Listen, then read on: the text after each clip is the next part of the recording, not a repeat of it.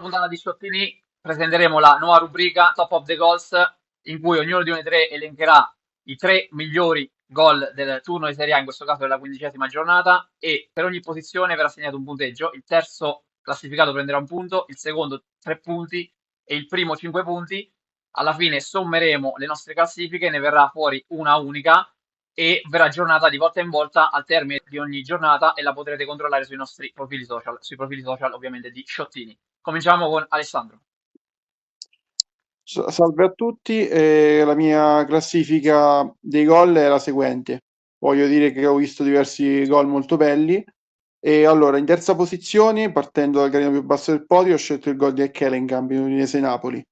Una bella botta da fuori, come si suol dire, una botta da fuori terrificante. Palla sotto l'incrocio, una bella conclusione su cui il portiere veramente non poteva fare nulla. Una bella conclusione dal punto di vista stilistico. Invece per la seconda e la prima posizione i gol provengono dalla stessa partita, per il dispiacere del Milan, e ho voluto premiare fondamentalmente le azioni di squadra molto belle e limpide. In seconda piazza ci metto il gol di Koné, il gol del momentaneo 1-0 del Sassuolo a Milano, una bella azione che ha portato al gol il giocatore nero-verde. In prima posizione metto il gol di Lorientè, una serie di tocchi di prima molto belli, una bella azione conclusa da un bel tiro, imparabile per Magnan. Bene, quindi Maledizione. abbiamo terzo Ekkelenkamp, secondo con E, primo Laurientè, che prende 5 punti. Vai Ludo. Vado.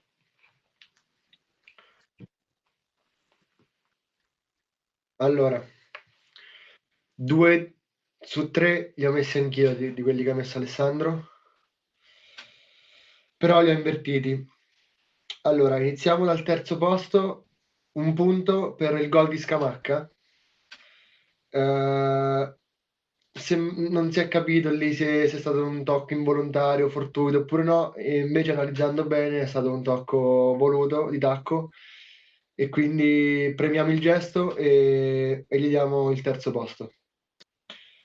Al secondo posto ho messo Lorientè, quindi 3 punti per lui, grandissima azione di squadra che ha portato al gol Lorientè contro il Milan e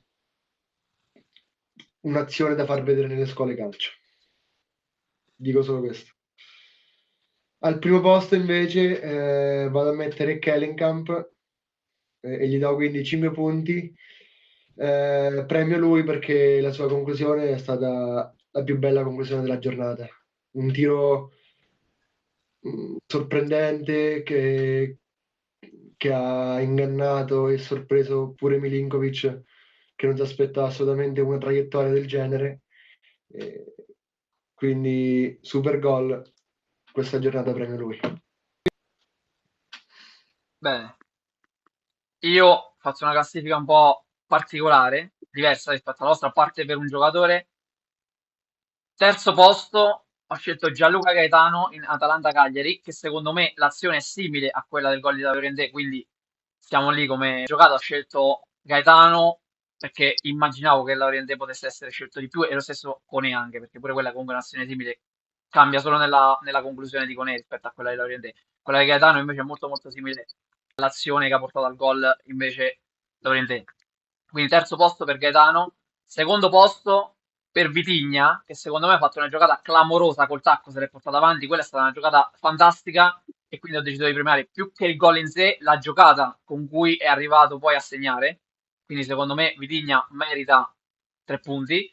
E primo posto poi per Jürgen e Kellenkamp, nella partita contro il Napoli, il gol decisivo, una traiettoria imprendibile per Milinkovic-Savic e quindi secondo me il gol più bello del turno l'ha realizzato lui, anche se questa volta c'era un po' l'imbarazzo della scelta. Ho lasciato fuori Scamacca, per esempio, che avrebbe anche meritato sicuramente quel tacco, però è stato un po' sì voluto, ma anche fortuito, quindi ho deciso di lasciarlo fuori. Per questo ho assegnato 5 punti a Rekkerenkamp, che immagino voli in testa alla classifica.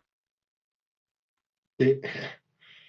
Con ben 11 punti, Alessandro è stato, eh, cioè, l'ha messo al terzo posto quasi a sorpresa, no? Perché io mi aspettavo un primo posto in tutte e tre le classifiche, sinceramente. Però è bello così perché è vario, perché almeno abbiamo tutti nomi diversi, è molto meglio. Non mi sarebbe piaciuto tanto con tutti i nomi uguali, magari in posizioni diverse. Invece è così bello perché abbiamo una classifica già che conta 3, 6 giocatori forse, 5-6 giocatori. Poi vabbè, la classifica verrà aggiornata al termine della registrazione.